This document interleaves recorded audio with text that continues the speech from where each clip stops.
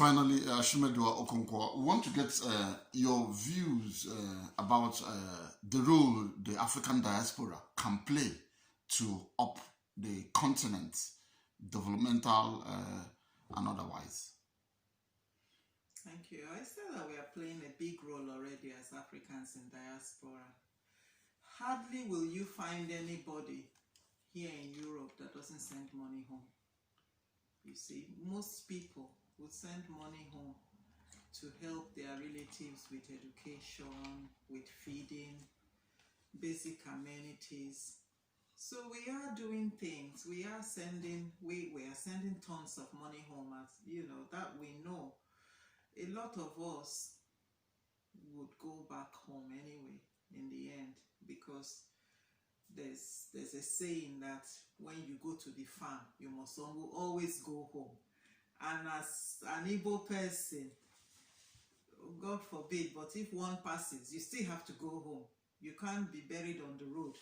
You know, because I even say that to my children, and they said, don't even say that, don't even say that. And I said, I'm saying it now, so please remember that if anything happens, I must go home. So we would always... Is that an Igbo culture? I think it is. I think it is that we would always go home. I don't want to be buried in the cold. I've had enough cold. I want to go home. But apart from that, if we look at us, those of us in the diaspora, a lot of economies are built by Nigerians. A lot of foreign economies. Unfortunately for us, they are not allowing us to do it at home. The politics is so much. If they allowed us Nigerians, I mean, we see the things that Nigerians are even doing in the US. I understand the person that built the TGV is a Nigerian that designed it. There are so many things. The doctor that operated on a pregnant woman, brought the baby out, fixed the issues with the baby and put the baby back in the womb. They are all Nigerians. Nigerians are doing great, great things outside of Nigeria, but they don't allow us home. Because when we come home, it's either they poison us or, you know, it's like what I was saying when I was very young. Finished university and went to work in NTA, Abeokuta. Those old people were looking as if we were coming to take their jobs. This is the same thing in Nigeria. Those who were into politics in Ireland, who went to Nigeria, many of them did not come back alive. You see, they killed them off. So, you know, they are not giving us any scope. So what's the plan? We go back to Nigeria when we retire and we keep our mouth shut. Because what can we say? That was why the NSAS was very interesting. Because, you know, for me, I was thinking this discussion needed to have been had a long time ago. We have, I mean, almost all Nigerian doctors are working abroad. We have no doctors in the hospitals in Nigeria. We have, you know, even Saudi Arabia, we produce more oil than them. And yet we have no oil, we have no electricity. I mean, how many things will we complain about?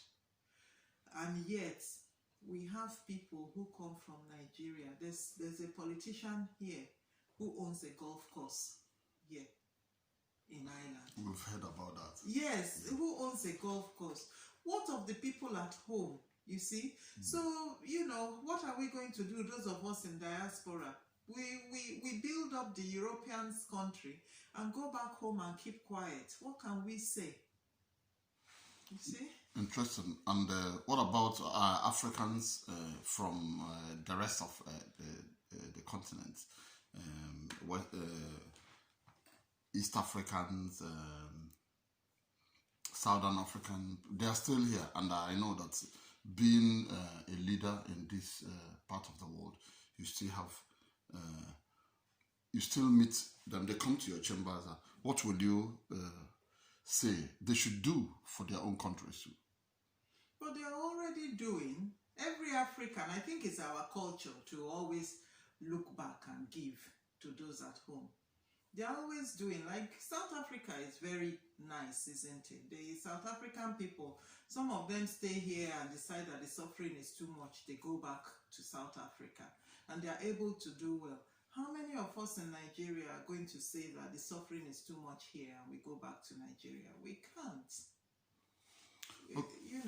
I wish, and a lot of us wish, that Nigeria will come back to be the Nigeria. I mean, when I went to school in Nigeria, education was free. And we studied and we had the best of education. We learned to speak English. Now you speak to people who are graduates from Nigeria and they can hardly speak a correct sentence of English. And they are supposed to be graduates. And then worse off again, that poor quality education is not even free. Huh? So, I don't know how we can resolve the issues of Nigeria, but I wish that we'll be able to resolve it. Maybe this NSAS is one part of starting to have the discussion going. Maybe Nnamdi Kanu's part is another part also of having this discussion going. So that by the time all these discussions come to a head, we would know where we are going with Nigeria. It's a lovely country. It's fantastic, and I am so proud to be a Nigerian. And that is why I continue to use my name so that people can know that this is where I am from. And I don't hide it that I am a Nigerian, I'm an African, and I am very proud of it. People see me and they wonder, oh, you can speak English. And I'm thinking, yeah, why not? We all speak English in Nigeria. So why not? Nigeria is a fantastic place. And I said to them, even my staff that are indigenous Irish people, I said to them, there are cars that are in Nigeria that you haven't seen here. There are houses in Nigeria that you haven't seen here. We don't live small time like this. Nigerians, we are big, we are flamboyant, we love life. You see, we are not people who live in small spaces and just live the way the white people are. But because of the situations we find ourselves, we've been forced to live that way. I hope I've been of assistance. Thank you very much. We are grateful for your time in speaking to us. It's been wonderful talking to you. Thank you very much.